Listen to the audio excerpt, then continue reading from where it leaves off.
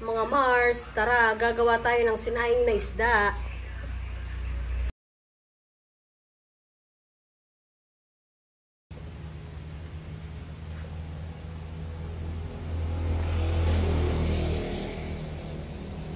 Ito na, babalutin natin ang ating isda. Multitask. Pagbalot ng isda. Multitask. Ay, maluwag.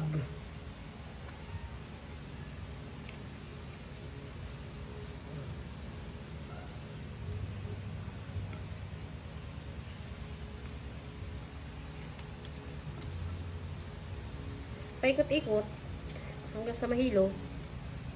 Jokes. Multitask din ang pagbalot ng isda. Ayan na siya. Ilalagay natin ang ating kamyas. Pwedeng ito yung kamyas, dried kamyas, or pwede ring fresh. Hindi natin ilalahat kasi ilalagyan pa natin sa ibabaw. At ito na yung ating multitask, balot saging. Naloka ang face ko. 1/4 lang to. Tap. Yan. Yan. Tapos itong isa, ay dito natin ilalagay yung multitask balot saging. At lalagay natin yung iba dito sa ibabaw. Lalagyan natin siya ng taba. Yan. Bahala kayo kung marami kayo ilalagay na taba. Ito yung nilagyan din ng bagong hugas na to. May itim-itim lang kasi gawa sa balot ng saging. Multitask. Ganyan, isingit-singit lang. Para nagmamantika siya mamaya. Pwede kahit saan nyo ilagay. Sa ibabaw, sa ilalim. Lalagyan din ng sili. Kung gusto nyo maanghang, pwede nyo damihan. Ilagay natin yung bawang. Kung gusto niyo madaming bawang o ganito lang, okay lang. Ganito lang dami ko kalagay na bawang kasi okay lang siguro yan. Tapos, lalagyan ng asin, 1/4 teaspoon. Ganyan lang. Ay, basa na yung asin.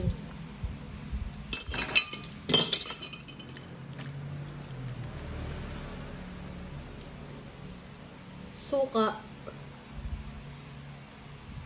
1/4 cup.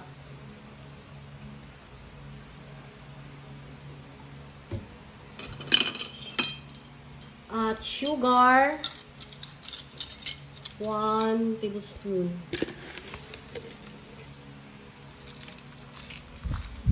Dagdagan pa natin, bali 2 tablespoon. 2 tablespoon yan. Tapos, ilalagay na natin ang ating tubig.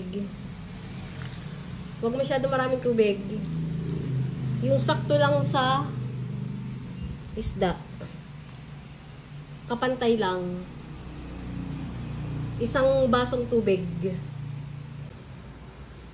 Mga Mars, isa lang natin siya sa apoy hanggang maluto, hanggang sa siya ay kumulo. Balikan natin ang mga 5 to 10 minutes. Depende kasi yan mga Mars sa dami ng niluluto or sa laki din ng apoy. Kaya tansya-tansya din. 10 to mga 10 minutes or 5 minutes. Ayan, nakulo na, hindi pa natatakpan. Hala. Wait lang natin mga Mars hanggang sa siya ay maluto at kumulo.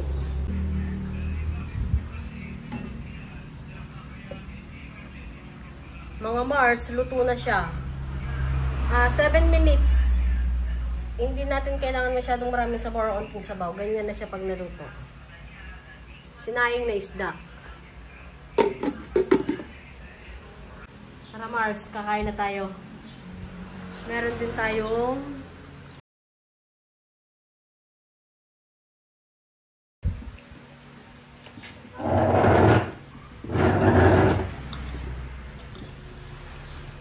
kain tayo mga Mars. Ano ba to? Umagahan tanghalian. Ako magkakamay. Titikman natin yung ating isda. Ito pala yung nilagang baboy. Pero pechay lang nakalagay. Akala ko kasi nilagang pechay lang. Lalagyan natin ng sabaw yung kanin.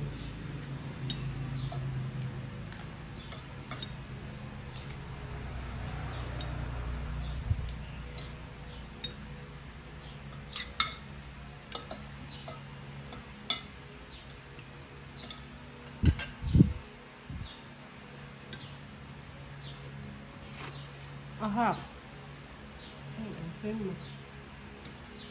Mamaya babalik siya. Kakainin din to. Ito kakainin din daw.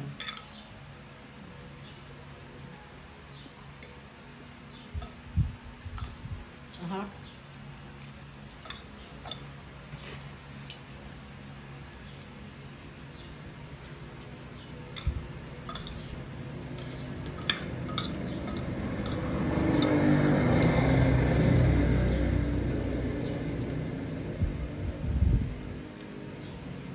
Maya-maya na uli mga Mars, may kangkong pa eh.